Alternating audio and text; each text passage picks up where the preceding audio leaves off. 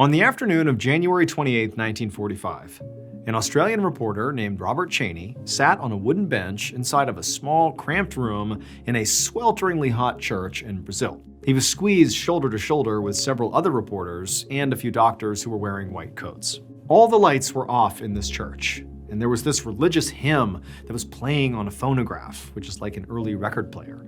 And on the other side of the room, standing in front of a heavy locked door, were these two people, these two psychic mediums, who were twisting and groaning as if they were in pain. So the reason that Robert and everybody else, the other reporters, the doctors, were gathered here today was because of what was happening inside of that locked room.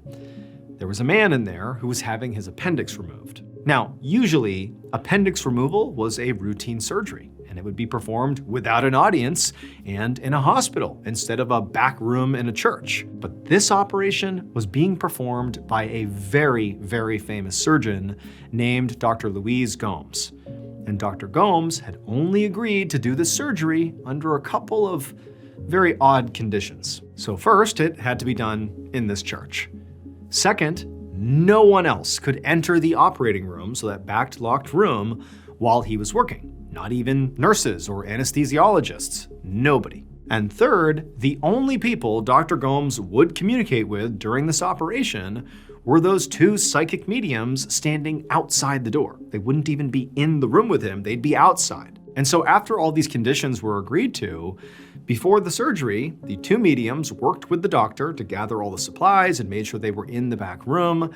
And then also they strapped the patient down to the operating table in the back room, and then they came out again. And then at that point, the reporter, Robert Cheney, and the other witnesses that were there to see this, the other reporters, the doctors, they helped board up all the windows of this back room of the church. And they also searched for any hidden passageways to make sure nobody could look into or sneak into or out of this back room, the operating room. And so eventually everything was ready, and Dr. Gomes and the patient were the only two people inside of this back operating room. It was all sealed off and locked.